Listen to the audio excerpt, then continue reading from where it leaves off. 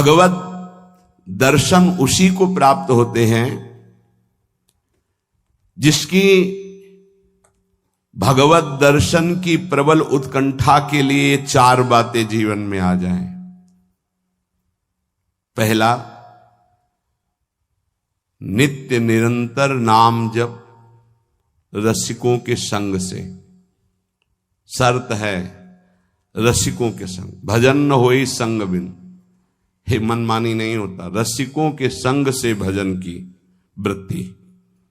प्रमाणित भजन होना चाहिए, आचार्य परंपरा, गुरु परंपरा से। दूसरा, भगवद विग्रह को साक्षात भगवान का स्वरूप मानना। जैसे कुछ ऐसे भाव वाले लोग हैं कि अरे पत्थर पूजने से, धातु पूजने से क्या प्राप्त, क्या वहां भगवान है? कौन सा तुम्हें ज्ञान है भाई? कौन सा ज्ञान है?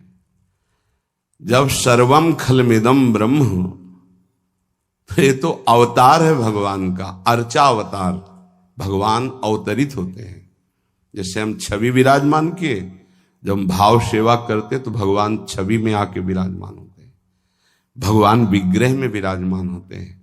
ये श्रद्धा और विश्वास का विषय है, ये नास्तिक लोगों को समझ में नहीं आएगा। जिस मूर्ति को आप, जहां मूर्तिकार निर्माण कर रहा हो वहां देखो, उसी मूर्ति को पूज करके ब्रह्म प्राप्त, भगवत प्राप्त महापुरुष हो गए। प्रेमाश्रुओं से अभिषिक्त किया है। ये बाहर वालों की ऐसों की बातें न सुने, नहीं तो जो छोटी श्रद्धा वाले लोग होते हैं उनकी श्रद्धा नष्ट हो जाती है।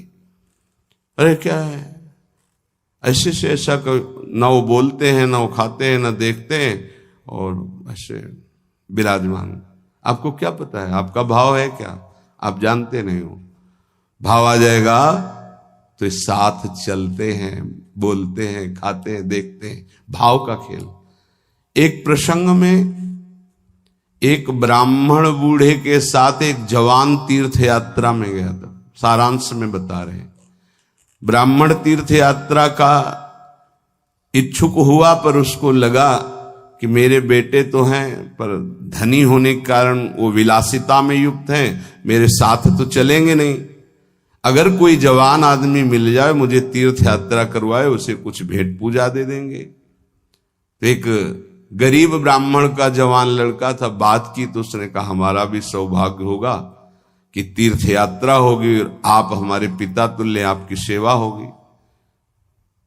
समस्त तीर्थों में भ्रमण कराया। जब वृंदावन आए तो बहुत सेवा उसने की। उसका मन बहुत प्रसन्न हो गया। धनी का वृद्ध था तो गोपाल जी के दर्शन कर रहा था। उसने कहा वृंदावन को साक्षी करके, गोपाल जी महाराज सामने हैं, मैं बहुत प्रसन्न हुआ तुम्हारे ऊपर, तुमने इतनी सेवा की। एक बेटी ब्याह योग्य है, मैं तुम्हें ब्याह करवा दूंगा अपनी बेटी से। तो कहा देखो हमने तो नहीं कहा, तुमने कहा है ना, इस बात को ध्यान रखना, वहां जाके भूल मत जाना। ऐसा ही हुआ। सारांश में बताया। वो जब गांव पहुंचा तो वृद्ध की हिम्मत नहीं हुई अपने धनी बेटों से कह दे कि बहन का ब्याह उस गरीब के साथ कर दो।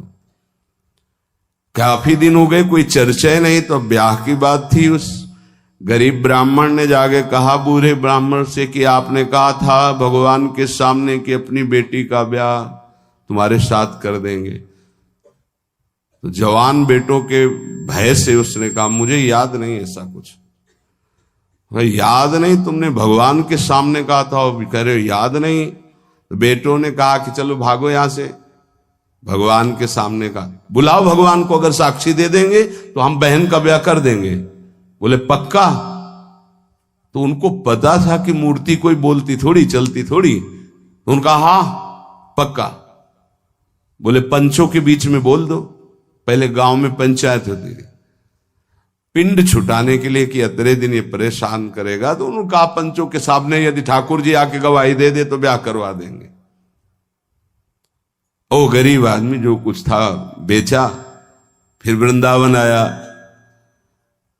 ठाकुर जी गोपाल जी से कहा कि महाराज आपके सामने हमारे ब्याह की बात कही थी इस वृद्ध ब्राह्मण ने, आपको गवाही देना पड़ेगा तब हमारा ब्याह होगा।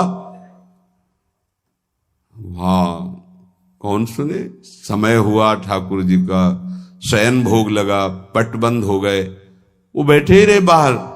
वाह गोपाल जी महाराज, आप जब बोलोगे तभी हमारा ब्याह होगा और हम तभी यहां से जाएंगे जब आपको साक्षी दे।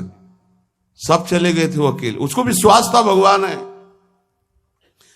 अंदर से आवाज आई, मूर्ति कहीं चलती है क्या कि चलकर साक्षी दे। बोले महाराज मूर्ति बोलती थोड़ी है, आपने बोला ना तो आओ निकल के बाहर। अब उनके लिए कोई पर्दा है क्या? ललित त्रिभंगी वैसे। बोले देखो यार, अब तुम्हारे प्रेम के कारण हम बाहर तो निकल आए, तुम उसको यहीं बुला दो, हम यहीं साक्षी। बोले महाराज वो नहीं आएगा, हमारा ब्याह रुक जाएगा, आपको चलना पड़ेगा। बोले चल तो देंगे, लेकिन देखो हम वृंदावन के ठाकुर हैं, हमको तो अच्छा अच्छा माखन मिश्री और सब। भगवान ने बहानेबाजी। बोले महाराज हमें पता था कि आप भोगराग के लिए कहोगे तो हमारे पास जो संपत्ति थी बेच के आए, खूब खवाते पियाते चलेंगे महाराज। बोले चलो अच्छा। देखो दृढ़ विश्वास। बोले महाराज हम जानेंगे कैसे कि आप आ रहे हो? बोले मेरे नूपुरों की ध्वनि सुनाई देगी, और देखो लौट कर जहां देख लोगे उससे आगे फिर हम नहीं जाएंगे। ठीक है महाराज, जब भोग लगाने का समय आएगा तो हम बोल देंगे, तब तुम हमारा भोग लगाना, और जब हम चलेंगे तो लौट कर पीछे नहीं देखोगे। ठीक है महाराज। अपने प्रांत पहुंचे, उड़ीसा प्रांत। गांव जब नजदीक रह गया तो सोचा मुड़ के तो देखे, केवल पायले धुनी है, ठाकुर जी भी है। मुड़ के देखा तो श्याम घन साक्षात प्रभु। प्रभु ने कहा देखो तुमने वादा तोड़ दिया, अब हम यहां से नहीं जाएंगे। बोले महाराज अब तो कोई बात नहीं। गांव में दौड़ के गया, गोपाल जी आए, प्रभु आए साक्षी देने के लिए मेरे ब्याह के लिए। पूरा नगर दौड़ पड़ा, पंचायत के सब ने देखा प्रभु विराजमान। अब किसी की हिम्मत थोड़ी थी कि पूछ ले, जबरदस्ती उस बुड्ढे से कहा ब्याह करो भगवान वृंदावन से साक्षी। आज भी साक्षी गोपाल के रूप में भगवान विराजमान। क्या हुआ? जिसे तुम मूर्ति समझते वो चल के उड़ीसा तक गए और गवाही दी।